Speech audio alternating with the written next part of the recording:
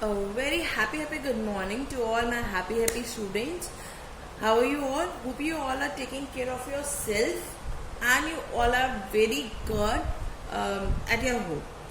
So as you all know that we start our video lecture with a short prayer. So I request you all to join your hands and close your eyes and repeat after me. Thank you God for everything. Thank you God for protecting us and keep blessing on us. Thank you God. So this side Surabhi welcomes you all in the virtual class of General Knowledge. Today's topic is Mountain of Smokes and Fire, page number 26. Mountains of Smoke and Fire. Hope you are getting something with the heading also, Smoke and Fire. It means it is related to something volcanoes, eruption and all. So yes, you are right. We are going to study about the volcanoes. Since the late 1700, volcanoes have caused more than 250,000 deaths. Let's find out about the worst volcanic eruptions in the history of mankind. Today we are going to study about the worst volcanic eruptions. So let's start with the first one. The largest volcanic eruption at Mount Tambora occurred in 1815 on Sumbawa Island, now a part of Indonesia. जो ये mount तंबोरा है ये एक अब Indonesia का part है, पहले ये संबावा आइलैंड पे था. The explosive eruption and the subsequent tsunamis killed about 10,000 people. जब ये eruption आया था, tsunamis मतलब kind of, तो 10,000 लोगों की डेथ हो गई थी. Deposition of thick ash resulted in agricultural losses and a rise in the death toll to 82,000 as a result of famines and diseases. जब हुआ क्या, जो एशेस थी वॉल्केनो की बहुत ज़्यादा, तो उससे एग्रीकल्चर लॉस हमें होने लगा. हमें इन द सेंस कि संबावा आइलैंड को हुआ था और 82 कितनी डेथ्स हुई थी रिजल्ट ऑफ फेमाइन से, यानी कि जो छोटे छोटे से जानवर थे उन सब की, इंसेक्ट्स की, और बहुत सारी डिसीजेस भी इस वजह से हो गई थी. Right. The next one is the second largest eruption occurred in. पहले 1815 में आया था फर्स्ट वन, सेकेंड कब आया था 1883 में एट करकाटू इन इंडोनेशिया. ये भी इंडोनेशिया में है. Krakatoa is a volcano on a small uninhabited island between Java and Sumatra.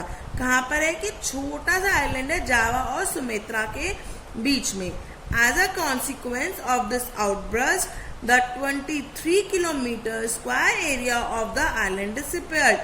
इसकी वजह से एक 23 स्क्वायर किलोमीटर का जो एरिया था वो बिल्कुल खत्म हो गया था, बिल्कुल डिसअपीयर हो गया था. The explosion pushed the ash to a height of 80 kilometre. Explosion इतना बड़ा था कि जो उसकी एशेस थी, जो उसका धुआं था, वो 18 किलोमीटर दूर तक गई थी. The force of this outburst was equivalent to that of 10,000 atomic bombs. मतलब जो आउटबर्स्ट, जब वो फूटा था ना वोल्केनो, तो उसका आउटबर्स्ट इतना ज्यादा तेज था कि 10,000 एटॉमिक बॉम्ब्स एक साथ फूटे. मतलब as comparison to the explosion of the atomic bombs हम इस वोल्केनो की कंपेयर हम कर सकते हैं कि इतना ज्यादा बड़ा एक्सप्लोजन हुआ था. Third one is in 1902 on the island of Martinique in the Caribbean Sea, Mount Pelee violently erupted.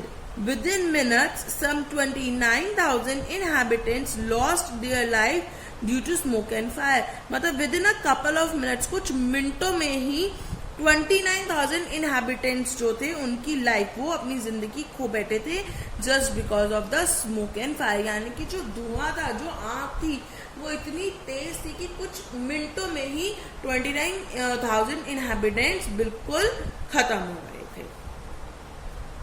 In 1985, a relatively small eruption of Mount Rios in the Andes mountain of Colombia killed around 25,000 people. At an elevation of 5,400 meters, this volcano is tall enough to have a glacier ice cap. क्या कह रहा है ये 1985 में अ relative small eruption हुआ, तो छोटा सा था small eruption of Mount Roska in Andes mountains of Colombia. कितने मतलब इनके अकॉर्डिंग वो स्मॉल इरप्शन था तब भी, लेकिन 25 लोगों की जान चली गई थी। At an elevation of 5400 metre this volcano is tall enough, ये वोल्केनो का इरप्शन इतना ज्यादा बड़ा था like a glacier ice cap. The magma cause the melting of ice and snow caps, magma की वजह से आइस और स्नो कैप जो थे वो मेल्ट होना शुरू हो गए थे, which mixed with the mud ash and water. बाद में वो किससे मिक्स हो गए थे? मड, मिट्टी, एश, वो जो एश होती है ना राख, और पानी के साथ, and raced down the volcano eastern slope burying the town of Armero built on the lower plain. Lower plain पे टाउन था एमिरो, उसकी वजह से ये मतलब बिल्कुल ही खत्म, इस टाउन को बिल्कुल ही फिनिश कर दिया। So now the tidbits, as it is a very interesting part for me and for you always. In 1991, Mount Pinatubo in the Philippines swept an enormous cloud of ash to the height of more than 30 kilometers. The height is that much big. कितनी 30 kilometre. The ash falls caused massive devastation, leaving about 1 lakh people homeless. Oh my God!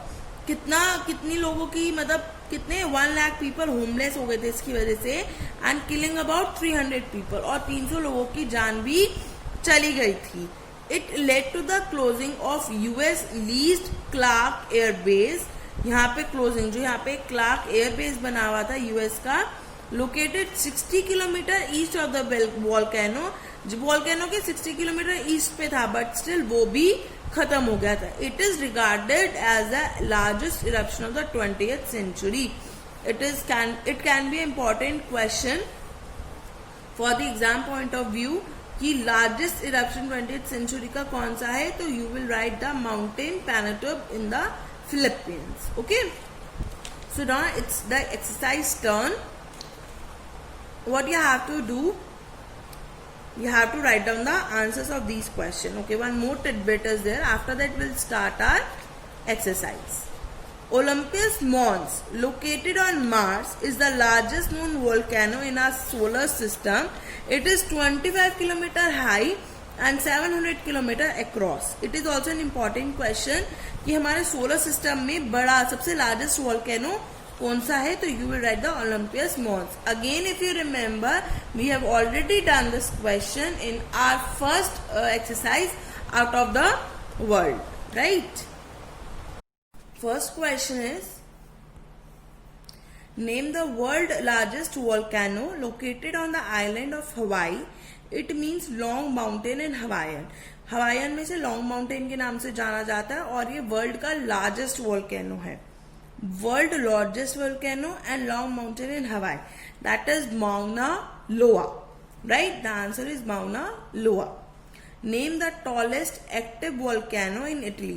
Tallest active volcano in Italy, it has recorded eruptions for millennia including a blast. Blast कब हुआ था? 1669 में, causing death of 20,000 people, और 20,000 लोगों की death हो गई थी। The answer is Mount Etna. Okay.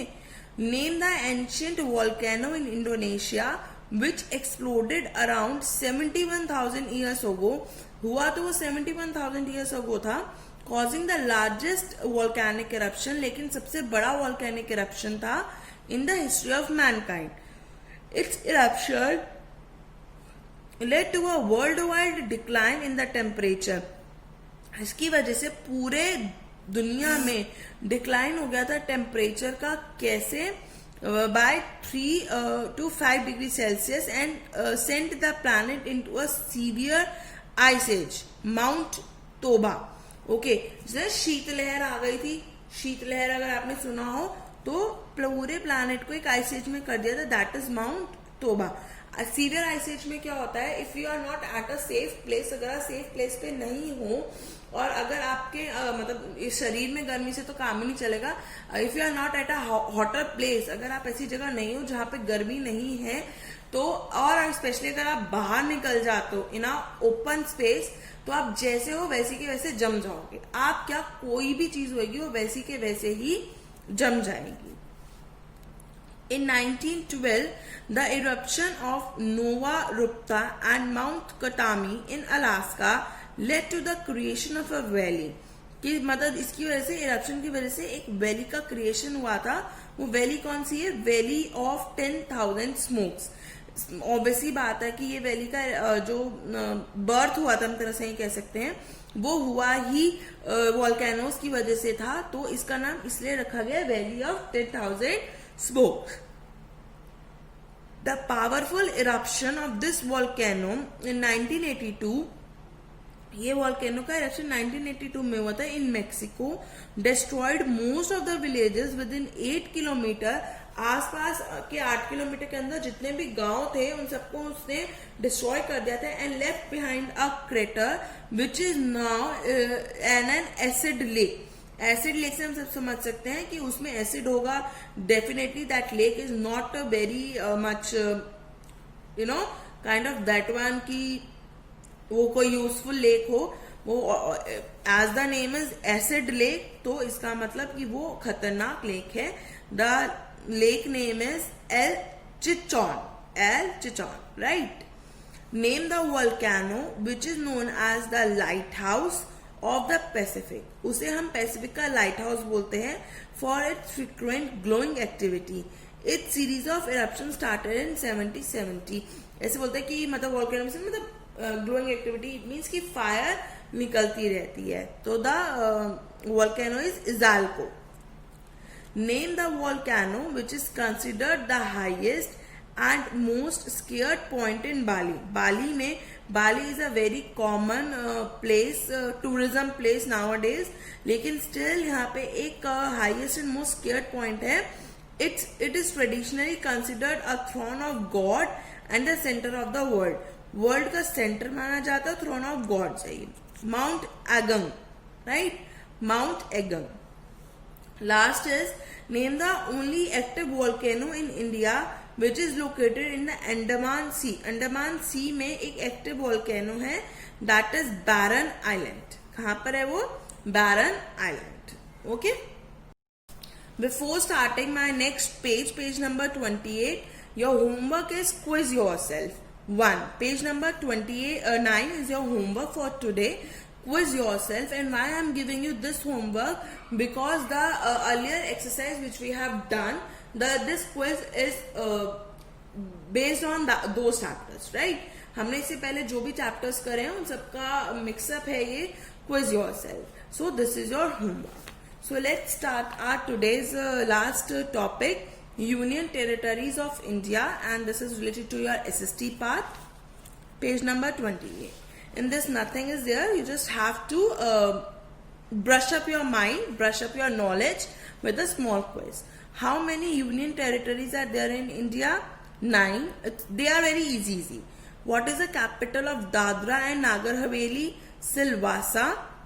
Which two states surround the Union Territory of Dadra and Nagar Haveli? Gujarat and Maharashtra.